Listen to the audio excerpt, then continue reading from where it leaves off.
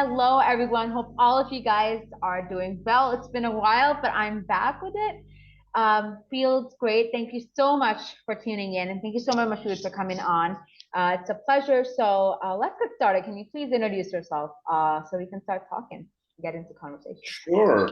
So my name is Mashhood Alam. I live here in Silicon Valley for the last 22 years. I am originally from Karachi, Pakistan, and I came right after completing my undergrad from ND. That's great. Okay, so I have a bunch of questions about living in Silicon Valley, but we're gonna get to that later because it's just like I don't know. I watch a lot of Netflix and I watch a lot of different sort of things. So Silicon Valley is just one of those things that really fascinates me. So we're gonna get to that later for sure.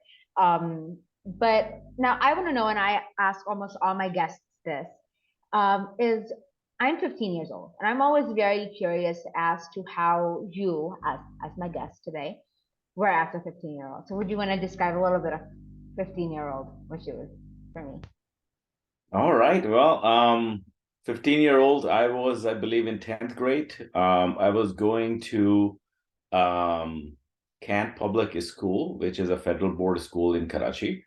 I was living in an apartment in Gulshan Iqbal in Karachi, right behind Aga Khan School. I am the youngest of four brothers. So I was considered pretty naughty at that time. And I was obviously going to school, but also playing cricket in the neighborhood and inside the apartment too. And playing chess with my grandfather. And yeah, I think I was pretty normal kid, nothing extraordinary. Yeah, that's very cool because I think the memories and experiences that you have as a young person, as a young adult at like 15, 16, basically your teenage years, I think they shape you a lot as to what you become as an adult. And I see this a lot because again, I'm not a very sporty person. Like I'm not into sports at all. But like my brother, he plays cricket with all the kids in the neighborhood and stuff like that. So I think here in Pakistan, that's like really big. Like cricket in general is just like huge. Yeah. Well, I mean, I tell you one thing. I mean, when you approached me online as well, I was really impressed by your profile.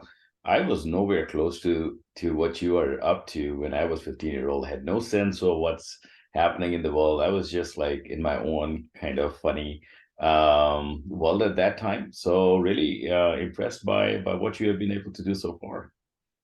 Yeah, thank you so much. So what was your journey from going from Pakistan to Silicon Valley? How did you get there? And I think the first question, the first part of the question should be, what made you want to go there?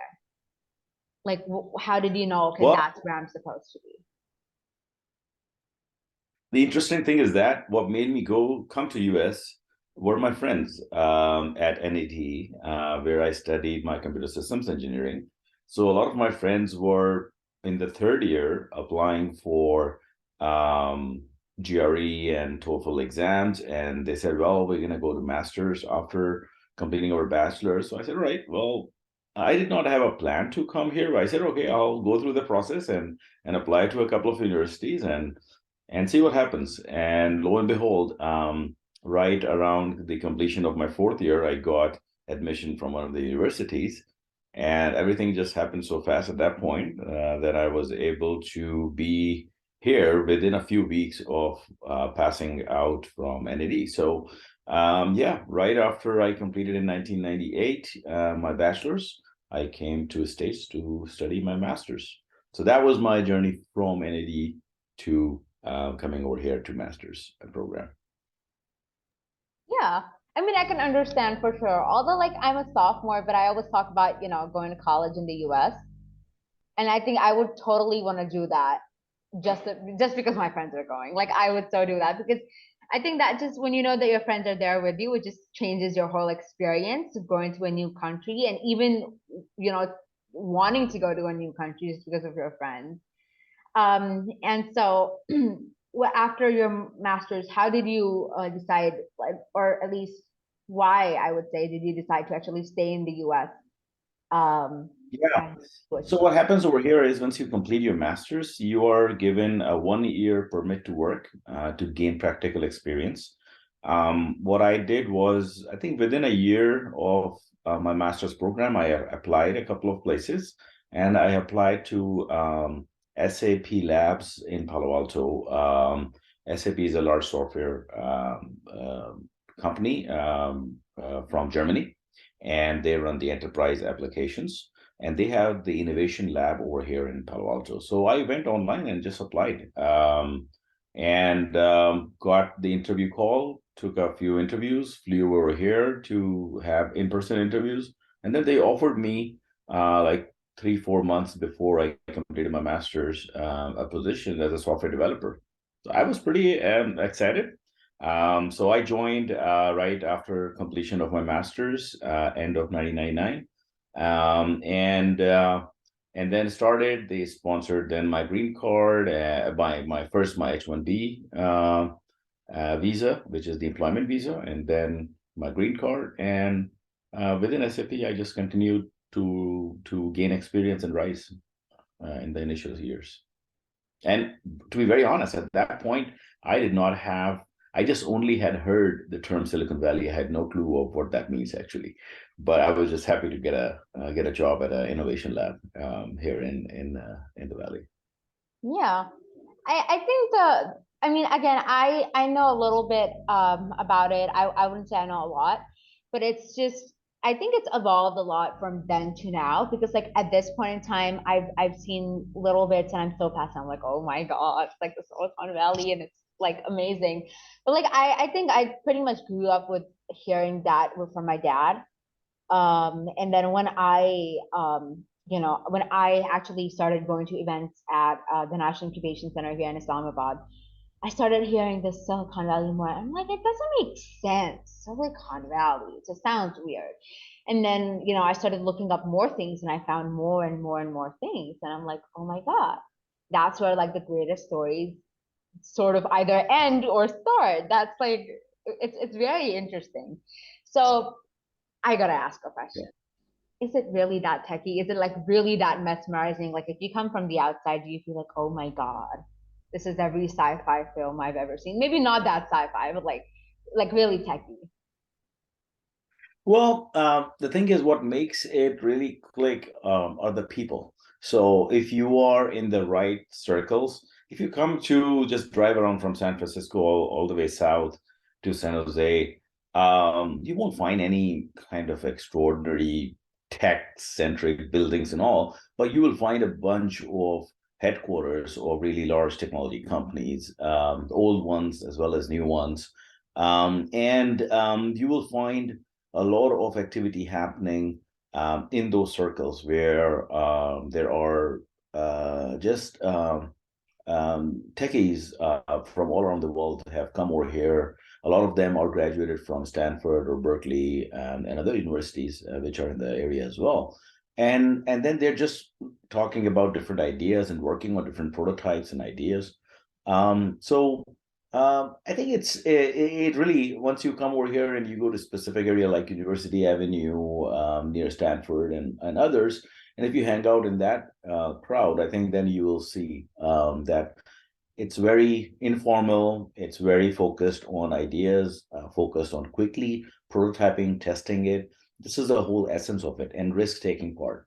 I think this is probably one of the few places, or if not the only, where um, everyone is given the right to take risk. And actually, even if you fail, it's not considered something bad. It's considered that, hey, you have learned something, and you took the risk. So it becomes a badge of honor as well for that. So I think that culture, which has evolved over the last 40 plus years, I think it has made, and so there is a combination of academia, technologists, and investment community, venture capitalists, and angel investors who most of them have been successful entrepreneurs or serial entrepreneurs who have made it big, and they are now willing to invest in other new ideas. They are ready to listen to your ideas and then invest in yourself. So that's what it is. It's you won't really find anything extraordinary if you drive around the roads over here or the highways. It's just the people and what they're working on. And then you can also see the ideas that have come out of Silicon Valley over the last many decades, which shows what it can lead to. Yeah, I mean, just like you said, it's like techies from around the world. It's so many people that want to change the world, that want to contribute to the world. Because Silicon Valley on its own is just known as the innovation hub of the world. That's where we've gotten so many great ideas, so many great products, things that we use, so many great innovations, and we rely on Silicon Valley and its people for more solution to the problems that we face today. So yeah, I mean, I think it's definitely a great community, and just like you said, it's the sort that embraces failures. It's because you know that, Yeah. okay, yeah, you failed. That's great that you learned something, and I think this is the sort of community that we need for great ideas and great businesses and products to come forth.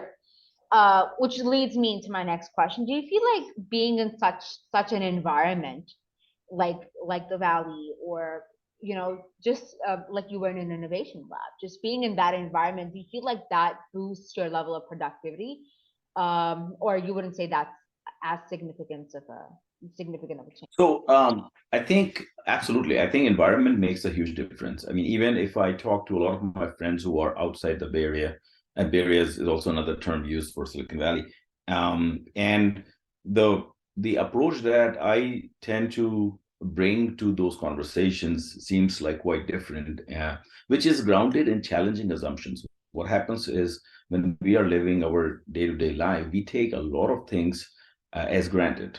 But what happens is in an innovation setting is you challenge those basic assumptions, and then based on that, you come up with new ideas. So that environment definitely it encourages you to collaborate with people from different facets. Also challenge those assumptions, and then quickly push forward with your ideas through prototyping and moving forward. So I tell you, creating that environment, human beings are very capable wherever they are, but it's the environment that kind of brings them to the point where they can bring about new ideas. And in terms of productivity, so there are two aspects to it. One is when the traditional sense productivity is used for is doing the same thing at a much faster rate or producing more in the limited time. Here, productivity is taken in a different sense, is you are able to bring newer ideas faster to market and test them out. So from that angle, definitely, there is much more leeway in bringing new ideas forward. Yeah, that's great. So so what are you doing right now? What is it that you're currently doing, if you'd want to share about that? Yeah, sure. Before I talk about what I'm doing right now, I just wanted to give you a little bit of color on the journey that I took over the last 20 years. So I'm one of the kind of probably very few people who you find in Silicon Valley who stayed around with a company for a long time. I did that with SAP, starting out in development and moving into product management and strategy and innovation and in transformation of a lot of the companies. And as part of that cycle, I also learned about a concept called design thinking, which is human-centered approach for bringing innovation and designing new ideas to solve human problems. And then using that approach, I also helped a lot of companies in their transformations. These are large organizations around the world in many different industries. So I was approached by my current company called Equinix. Equinix is the largest data center and digital infrastructure provider across the globe. And they wanted to transform their business through digital experience. And that's where my expertise lies as well.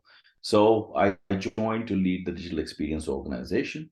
Currently, I'm leading the platform as well as digital experience for Equinix's customers.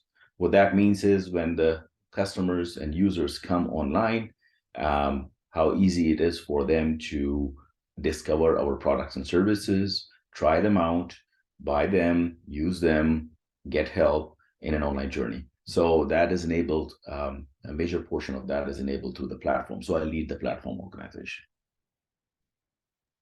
Yeah, that's great.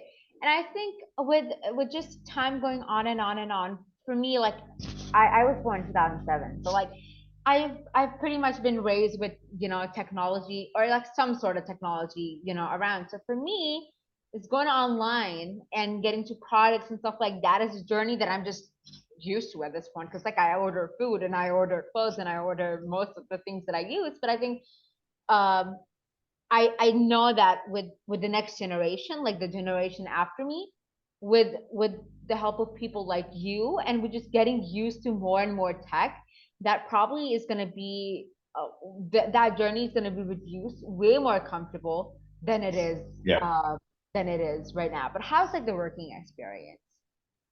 Yeah, so I think a lot of times, so I think you bring about a good point that there is a generational shift. I think kids like you are digitally native. So you don't know any other world out there.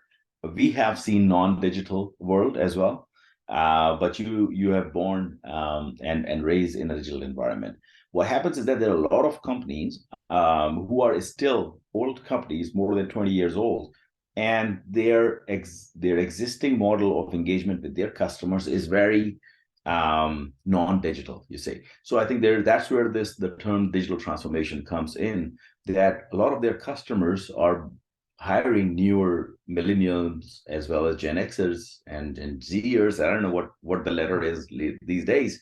And those folks expect a digitally native experience. So it becomes a challenging act because at one hand we need to serve our customers, which comprises of users who are accustomed to old way of doing business versus the new ones as well. But everybody is getting exposed to Google experience, Amazon experience, and other experiences.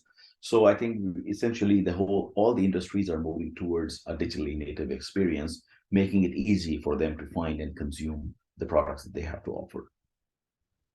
And yeah, in the future, it's only gonna get better and simpler. Yeah, because I think over the time of COVID, we learned that okay, so if you're an online business, then you're doing really, really good because so many businesses, they either went out of business or they went Yeah. online. That's the only way you could, that it's either one of the two ways that it could have gone. And for many businesses, I know they flourished in COVID, and there Yeah. are so many businesses that that pretty much either filed for bankruptcy or we don't hear about them anymore. So it's See, yeah. the important point I want to kind of highlight is regardless of whether they went online or another term is used, which is cloud. Cloud is nothing which is somewhere in the stratosphere. It is in a data center somewhere. And most of those companies, whether it's Zoom or TikTok and others, they use our data centers.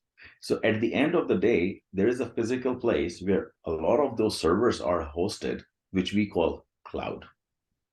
Ooh. So at the end of the day, it becomes the data goes to a server, which is stored and in a data center somewhere in the world, right? And most of the time is distributed across many data centers.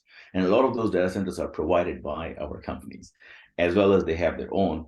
And so I think that's something when you use the term um, going to digital or staying in cloud, at the end of the day, think about it. They're all connected through fiber cables into a server in a data center somewhere. Just wanted to That's kind like of give you that. yeah, that's like really interesting to think of. Just like I don't know, it's just like even for me, like again, I am young and I'm used to the tech, but like hearing stuff like this, you just makes you go like, oh my God, that is so fascinating. That is so sci-fi. So yeah, I think right now the way to go for digital for companies in general is definitely digital, and it's impossible without or even running as a business. You can't just be an old people business anymore. You need to have a younger audience because I remember like Yeah. a few days ago, my mom and dad they wanted to like order a mattress or something, and they kept on talking about it, and I'm like, just go online and buy it. So I just went on the site, and I'm like, guys, you can buy this.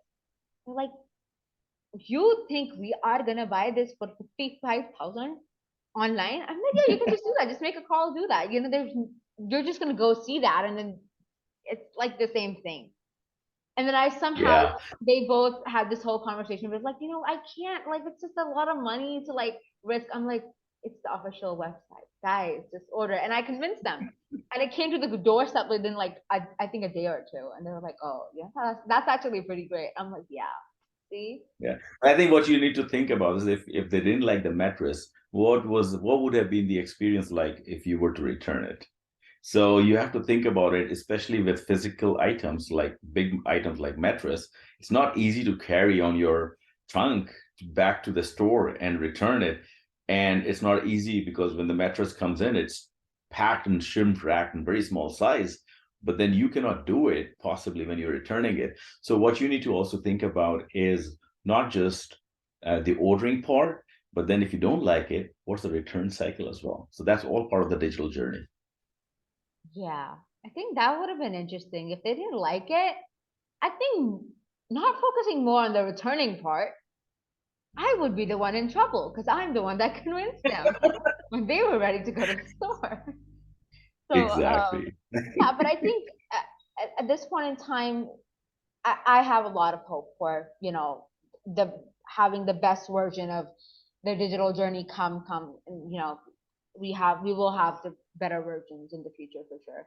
Where I hope returning would, just not liking the product would not get me in trouble, but we would have a smooth returning um, process as well. But it's all very interesting. Thank you so much for being on here, and it was great to know about what you do and about your journey.